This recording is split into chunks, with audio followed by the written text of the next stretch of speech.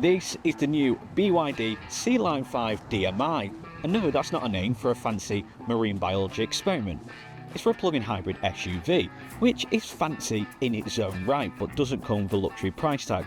Under 30 grand starting price, and trust me, you get a lot of car for your money.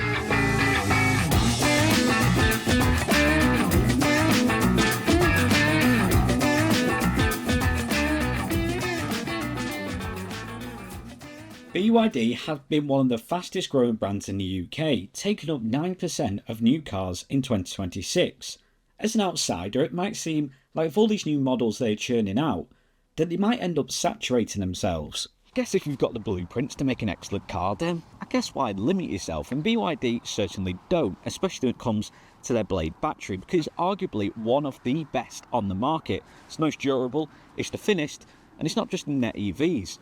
The plugins have got in on the action too, and this has got two of them. And for a car that starts at less than £30,000, it's not a half bad looking SUV. I like that BYD have opted for a proper front grille. It's not falling down that same trap that a lot of hybrid SUVs fall down, in looking too much like an EV. Give me a petrol car that looks like one. It does have a few design similarities to the Atto 3, that chrome strip being one of them. It's a lot more distinguishable than the rest of the BYD range. Normally they follow the same sort of pattern, that Ocean X design. This has a unique look to it, and I do like that. LED headlights and 18-inch alloy wheels across them two specs to complete the look. But overall, bearing in mind this is sub 30k, certainly doesn't look it, and I guess that's what you want, because you can show off a little bit by not breaking the bank. First impressions are good, but it's only really as you dive a little bit deeper into the Sealion 5 that it truly starts to impress. Now, I expect a BYD to be techy, have a premium feel, give you a great sense of value for money, and this SUV certainly keeps on that tradition because you get features like power adjustable seating, higher spec, getting heated seats for driver and passenger. You get a clean and modern layout, quality materials throughout, and also just some nice features like an air purification system, even coming on the base spec.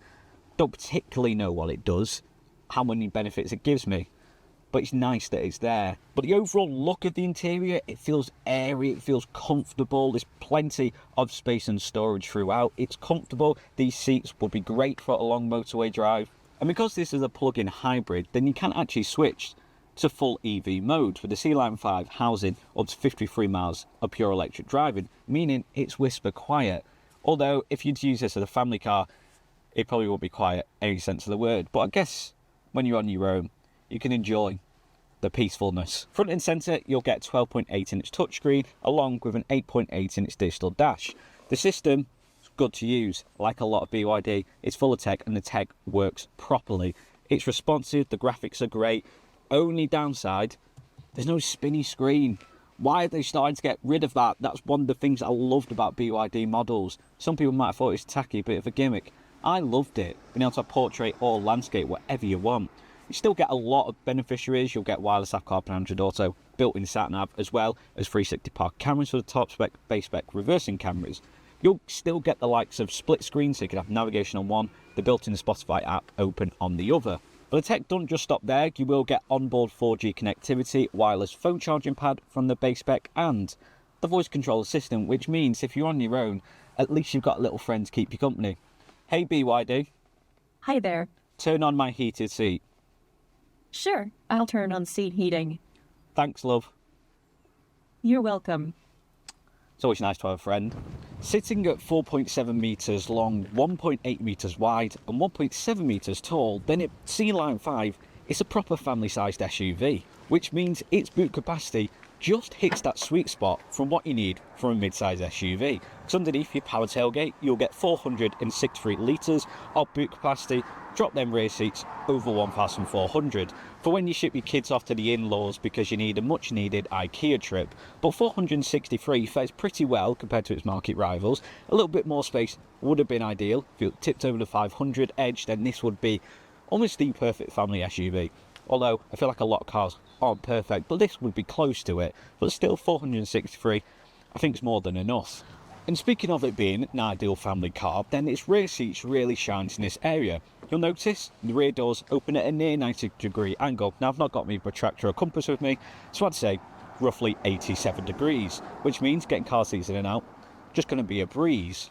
And then when you get in the back, there's ISOFIX points either side. There's plenty of legroom with housing a completely flat floor. There's features like air vents, 2 USB-C sockets, a fold-on armrest with 2 cup holders, which can all help to try and limit them temper tantrums on that family road trip, so you might actually get a peaceful drive for once. Owning a Sealion 5 almost seems like the ultimate money-saving hack.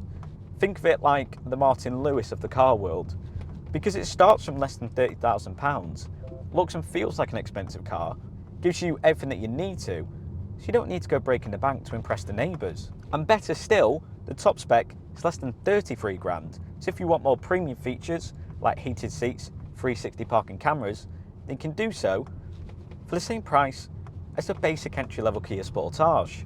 But then when you start owning a Sealion 5 and need to keep it running, keep it ticking over, then again, your money is going to be thanking you. The pounds will start looking after themselves, because with it being a hybrid, you're going to get up to 53 miles of pure electric driving, which combined with that petrol engine means it produces a whopping 470 miles per gallon. Mr. Lewis will be proud of that one. Now that 53 electric mile range, that only comes on the top spec design, but even still, there's not really much to differentiate the two specs, the comfort and design. The comfort, you're going to get 38 miles of electric range. You're going to get pretty much everything, bar heated seats, 360 parking cameras, and the 0-60 time are pretty much on par as well. The comfort, 0-60, 7.7, design, 8.1, just because it's got a slightly larger battery. The comfort has about 12.3 kilowatt hour battery, whereas design, an 18 kilowatt. Now speed and 0-60 times obviously isn't going to be your go-to when it comes to looking for a mid-size SUV, something you're probably going to use as a family car. But it's nice to know that you're not going to get bored of it. I'm also talking to you dads. You're not going to be doing the school run or having to use this at a weekend thinking this is sluggish, I hate this. Because obviously it's a hybrid. It essentially sets off in all electric, so you're going to get a bit more snappier response than you would a combustion engine SUV. Which means it feels a lot quicker than what it actually is. 0-60 time ranging from 7.7 to 8.1. I think it's pretty good for a mid-size SUV. A lot. If it does 9-10 seconds, you probably won't complain. So less than 8 makes it feel rapid, when retrospectively, it's far from it. Like pretty much the entirety of the BYD range, you're going to get loads of safety features out on the road, even from its entry level. Pretty much all of them, may I add. Adaptive cruise control, lane keep assist, blind spot detection, hill start assist, emergency braking. The list essentially goes on. It's an incredibly safe car. For families, this would be perfect. But I think where the Sealion 5 feels very much a versatile SUV, it's not a one-trick pony. They've not made an SUV that is targeted towards families. So they've gone, right, let's make a big boot and comfy race seats. Make it safe, but then the tech is naff, or it doesn't look good. This kind of ticks all the right boxes. So even if you weren't a parent and you just wanted a slightly larger car to do weekends away, you want to have a nice comfy vehicle for long work commutes, this will do that. Because of all the tech, because of the design of this interior, which certainly feels so much more expensive than a 30k SUV.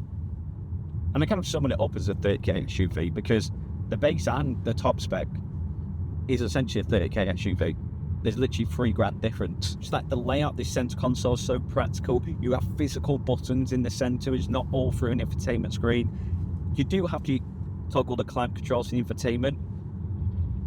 Would have been nice if they had an actual instrument panel, but I don't think it's the be-all and end-all or the end of the world. Because you have shortcut buttons at the bottom of your infotainment screen, so it means they can easily pop up. And you have the BYD voice control, meaning you can say, hey BYD, Yes? turn on my heated seat. The seat heating is already on. Just like that.